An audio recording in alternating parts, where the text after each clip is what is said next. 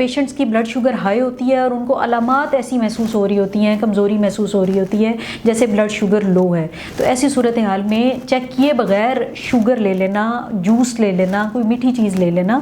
اس سے ان کی blood sugar مزید بڑھ جاتی ہے، جس سے علامات مزید خراب ہونے کا اندیشہ ہوتا ہے۔ مرہم یوٹیوب چینل کو سبسکرائب کریں اور بیل کے آئیکن پر کلک کریں۔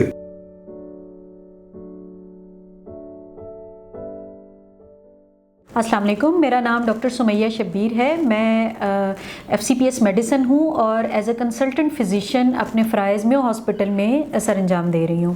آج ہم بات کریں گے لو بلڈ شوگر پہ، جو کہ بہت کامن ہے، اور چونکہ ڈائبٹیز کا مرض بہت تیزی سے کامن ہو رہا ہے، اس کے ساتھ لو بلڈ شوگر لیولز بھی کامن ہو رہے ہیں۔ تو لو بلڈ شوگر لیولز بیسیکلی ہوں گے کیا؟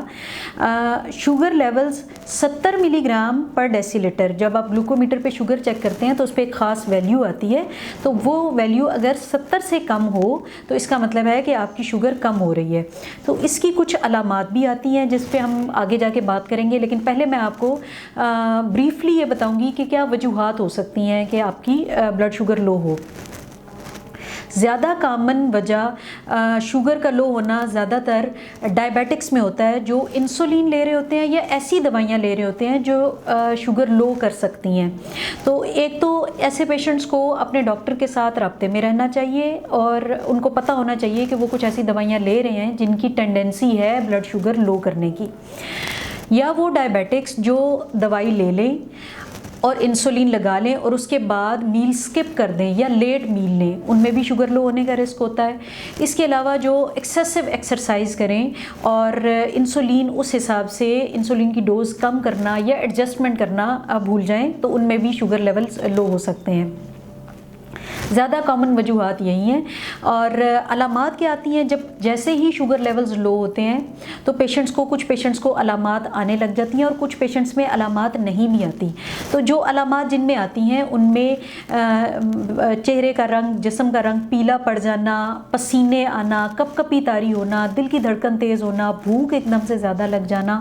اور اگر شدت اختیار کر جائے، زیادہ بلڈ شوگر لو ہو جائے تو نظر کا دھندلا ہونا اور چکر آنا یا بے ہوشی طاری ہونا یا کومے میں چلے جانا، ایسا بھی ہو سکتا ہے۔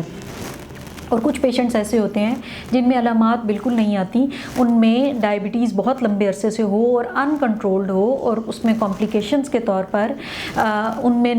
جو ہے وہ نسیں کام کرنا چھوڑ دیتی ہیں، جس کی وجہ سے پیشنٹ کو پتہ ہی نہیں چلتا کہ اس کا شوگر لیول لو ہے۔ تو ایسی صورتحال میں آپ کو فریکوینٹلی اپنا بلڈ شوگر چیک کرتے رہنا چاہیے گھر میں گلوکومیٹر کے تھرو۔ تو ان علامات، جیسے ہی یہ علامات ظاہر ہوں، آپ نے کرنا کیا ہے؟ آپ نے کرنا یہ ہے کہ پریفریبلی تو یہ ہے کہ آپ گلوکومیٹر گھر میں موجود ہے تو فوراً سے اپنی شوگر چیک کر کے کنفرم کر لیں کہ آپ کی 70 ملی گرام پر ڈیسی لیٹر سے شوگر کم ہے، آپ کو آیا واقعی ہائپوگلائسیمیا ہے یا نہیں، کیونکہ بعض اوقات پیشنٹس کی بلڈ شوگر ہائی ہوتی ہے اور ان کو علامات ایسی محسوس ہو رہی ہوتی ہیں، کمزوری محسوس ہو رہی ہوتی ہے جیسے بلڈ شوگر لو ہے، تو ایسی صورتحال میں چیک کیے بغیر شوگر لے لینا، جوس لے لینا، کوئی میٹھی چیز لے لینا، اس سے ان کی بلڈ شوگر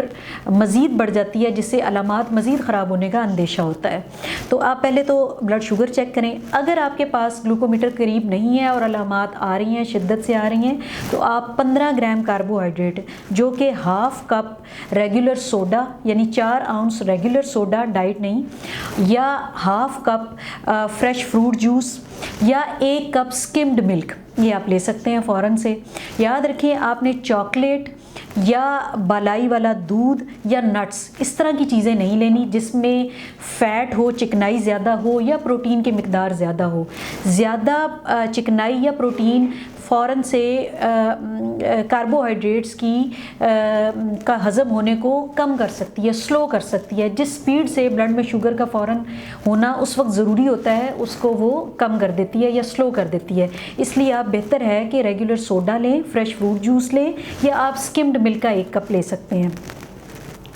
لیکن بعض اوقات کچھ پیشنٹس ایسے ہوتے ہیں جن کو سوتے میں شوگر لیول لو ہو جاتی ہے اور پتہ ہی نہیں چلتا، اور اسی میں وہ اتنی سویئر، اتنی شدید لو ہوتی ہے شوگر کہ وہ بے ہوش ہو جاتے ہیں، کوما میں چلے جاتے ہیں. تو ایسے پیشنٹس کو چاہیے کہ وہ اپنے ڈاکٹر کے مشورے کے ساتھ گلوکاگون ایک انجیکشن ہوتا ہے وہ اپنے پاس رکھیں، اس کی کٹ ہوتی ہے،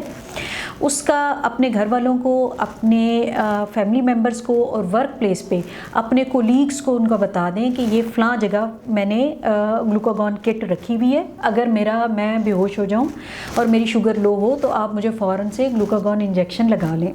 تو اس انجیکشن سے بلڈ شوگر لیولز فوراً سے بہتر ہو جاتے ہیں. تو اس طرح آپ جو ہے وہ شوگری ڈرنک لیں اور اس کے 15 منٹ بعد آپ دوبارہ شوگر چیک کریں. اگر شوگر لیول 70 ملی گرام سے اوپر ہو گئے ہیں، نارمل لیولز ہو گئے ہیں، تو پھر آپ اس کے بعد کوئی ریگولر سنیک لے لیں تاکہ دوبارہ سے آپ کے بلڈ شوگر لیولز لو نہ ہوں. اور اگر 15 منٹ کے بعد بھی بلڈ شوگر لیولز لو ہی ہیں تو پھر ایک دفعہ پھر آپ 15 گرام کاربوہائیڈریٹ یعنی ہاف کپ جوس جو آپ نے پہلے لیا ہے اسے ریپیٹ کر سکتے ہیں.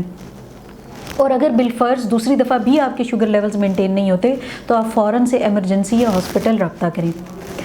مزید آپ کو شوگر سے ریلیٹڈ یا بلڈ شوگر لو ہونے سے ریلیٹڈ کوئی معلومات کی ضرورت ہو یا آپ چیک اپ کرانا چاہتے ہوں تو آپ مرہم کے پلیٹ فارم سے میری اپوائنٹمنٹ بک کروا سکتے ہیں. Thank you. مرہم یوٹیوب چینل کو سبسکرائب کریں اور بیل کے آئیکن پر کلک کریں. ابھی مرہم ایپ ڈاؤن لوڈ کریں اور کسی بھی مسئلے کے لیے 2000 سے زائد اسپیشلسٹ ڈاکٹر سے آن لائن آڈیو یا ویڈیو کال کے ذریعے بات کریں.